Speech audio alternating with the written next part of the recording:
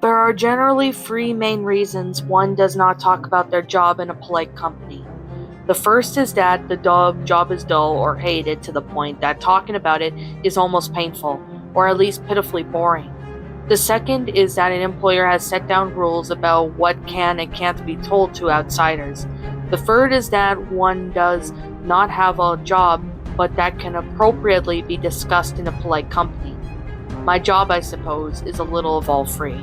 After 10 years of reviewing illegally imported audio-visual material, I have seen pretty much all there is to see of humanity's sickness. Perverted sex, murder, and mutilation have all become a routine. Of course, I can't talk much about the things I've seen, nor would most people would want to hear about it. What may interest you, though, dear reader, is that the little urban legend I heard. Back when I started this job, back when the sight of violence and death still had a profound impact upon me. I was told by a gentleman I will refer to as only as George that amongst our kind, the guardians of moral decency, who keep the filth of less scrumptious as countries off the street, there is an urban legend, the legend of Amy's video. According to George, the story goes that after so long on the job, our kind could be more desensitized to the extreme violence and cruelty that we witnessed every day. This phenomenon happens around the world, apparently whenever our job is undertaken. When one of our people really loses it, George told me, they create their own videos, their minds poisoned by all that they have witnessed, and by then they still send their video internationally, through the post or by giving it to some poor unsuspecting soul who brings it across the border. These videos are filled with violence perpetrated by one of our kind who has gone over their content murder, torture, mutilation, and etc. and their victims, men, women, children, animals, changes between videos, reflecting on the maker's preferences and tastes.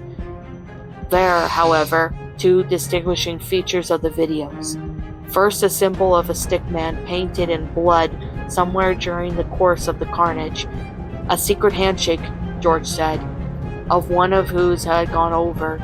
Second, the video was always disguised as a normal video, containing the name Amy. The title could be Amy's Wedding, or Amy's First Steps, or simply for Amy. This way they could be identified by others of our kind. I didn't really believe in the story. At the time, I was too young and naive, believing that I could never become accustomed to the horrifying images that I witnessed on screen. Never mind the consider that one would have been convinced to create such carnage themselves. And as the years went by, I became more and more convinced that it wasn't real. We were the protectors after all. It was 6 months ago that the DVD came in. A young man with an extensive stash of pornography from Thailand had it. Among the other dubious content, it was called Amy's Awakening, and judging by the broken English on the cover, it was standard bland porn fare. At the name, though, that caught my attention. When it fell to me to check the DVDs for illegal content, I held out one in my trembling hands, wondering for the first time if it could really be true. I studied the cover sitting on my ergonomic computer chair. I turned the case over and over, looking for some way to ease my anxiety. My gaze settled upon the blurb and the usual claptrap that passed for a plot. 3 words were in bold, and I was drawn to them, like moth into the flame. You are entitled. That wasn't what made my heart pound, though. No, it was the copyright symbol at the bottom. Stickman Enterprises. It had to be a coincidence, right? With unsteady hands, I put in the DVD. It had been taped over a legitimate porn movie, or maybe the movie had been specially made for it. Who knew? I relaxed thinking that everything was okay until the screen flickered and changed. The 2 young girls were Asian, 15 or 16 old maybe, but I couldn't really tell anything about where the movie was filmed. The camera didn't move unless manipulated by the man in front of it all, and the tall, well-built man in a ski mask all seemed that he was a director as well as the star of his little snuff film. I can't tell you, dear reader, what unspeakable acts he took place on camera, what atrocities that were committed to the film, Needless to say, it wasn't pretty. The stickin' thin man on the bathroom tiles, though, was what made my heart finally race. It was true. It was all true. I sat back watching the blood flow, watching the bathtub fill with it.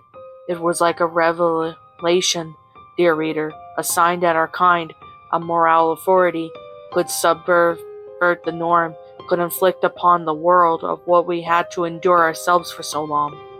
Remember, dear reader, if you become one of us, you are entitled. It may take years of training, but eventually you will come around. I didn't believe it either at first. I didn't think it was possible, that I was capable. But the divorce papers my husband served to me on that day, they made my heart sing. It's a sign. The new chapter in Amy's history is coming soon, and I will not miss it. What's up, my pretties? It's the Lion Queen here. I want to appreciate you all for tuning into this video, and I do appreciate you guys supporting my video by giving this video likes and stuff. If you really enjoyed this video, be sure to leave a like, comment and subscribe if you're new, ring the bell for notifications to when I upload so that way you guys will get updated for whenever I upload. If you want to follow me on Twitter or DeviantArt, feel free to leave a follow on those if you are interested in following me on those socials. If you want to support my backup channel, known as Miss Dark Shigo, feel free to subscribe to it, as a link to that will also be in the About page section. And with that being said, and that being the case, thank you so much for watching, my pretties, and as always, stay pretty.